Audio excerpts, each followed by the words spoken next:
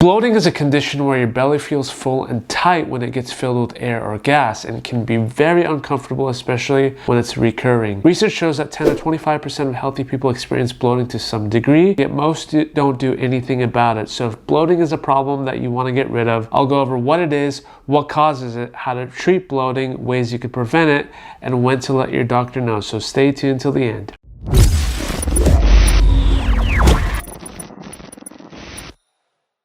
Hi guys, you've seen us on Media Pharmacist here on YouTube. This week's video is on bloating. Smash the like button below now, as there's a ton of useful information in here that I know you could benefit from. Also helps others find this video as well, so we can beat bloating together. Many of us have experienced the feeling of being bloated when your tummy is stretched and puffy and uncomfortable. It can happen after a big weekend of eating, or simply can become an occasional inconvenience that you get from time to time. There are many possible causes of abdominal bloating, and I recommend finding out what triggers it for you and eliminate them or treat them first as safely as possible. Some of these causes are overeating, eating foods that cause gas, lactose intolerance, gluten sensitivities, food allergies, constipation, heartburn, and more. I left a valuable link in the description that goes over these causes in detail, so definitely check that out. I know that bloating can be very uncomfortable because when you do get bloated, you feel as if you've eaten a big meal and there's no more room in your stomach because it feels full and sometimes even painful. So let's quickly get into treatment and what you could do starting now. Typically, the first line of treatment for bloating is changing your diet. It's important to utilize lifestyle change as much as you can,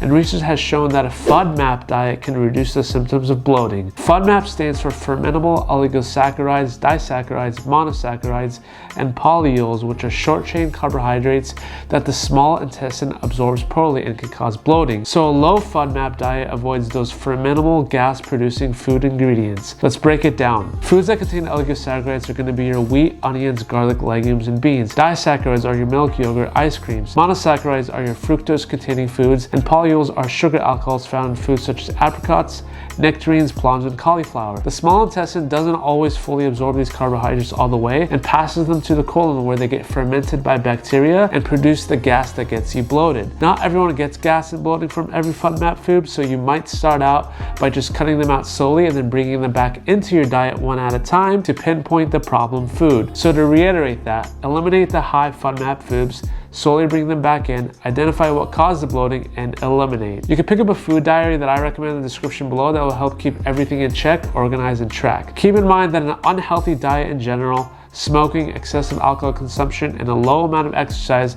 can be underlying causes too. Deeper complications that cause bloating can be IBS, gastroparesis or a delay in stomach emptying, and SIBO, small intestinal bacterial overgrowth, in which the small intestines overgrow the anaerobic bacteria that's supposed to be in the large intestines. In excess, they end up fermenting disaccharides, produce toxins, as well as interfere with the absorption of nutrients. I left a valuable link on SIBO below too, so definitely check that out. In terms of products you could take, always check in with your doctor first if it's okay for you to try any of these ingredients. You have your digestive enzymes. A common one you may have heard is Lactaid. Lactaid fast-act caplets will work quickly to make dairy foods easy to digest for those with lactose intolerance or dairy sensitivities, to prevent the diarrhea, gas, and bloating. You'll typically take it before food, or it can be added to the food that causes the gas and bloating, and have been shown to help tremendously. Secondly, you can try the antacids. Although they have no effect on the gas that's presently in the intestines, they enable gas buildup to be belched away more easily, reducing the amount of bloating that develops. Thirdly, there's simethicone, an oral antifoaming agent that helps the body to expel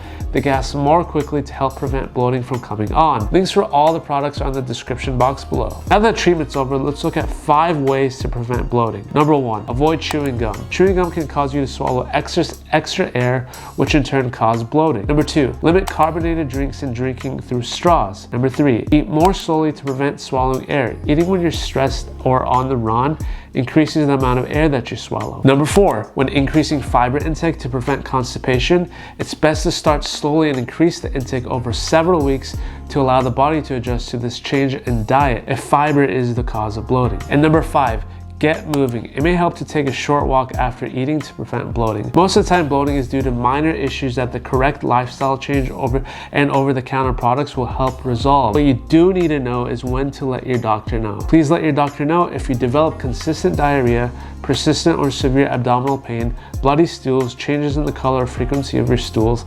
unintended weight loss, chest discomfort, a loss of appetite, or feeling full too quickly, and if the bloating is frequent and disrupting your daily life. I hope this video was useful to you guys, and I hope that you do share it with someone you know who can benefit from it. I also hope that you feel less bloated with these tips. Like the video if you did enjoy it, and subscribe to stay on board with all my other weekly health and wellness videos. Thanks for sticking tuned all the way to the end, and as always, see you on the next one.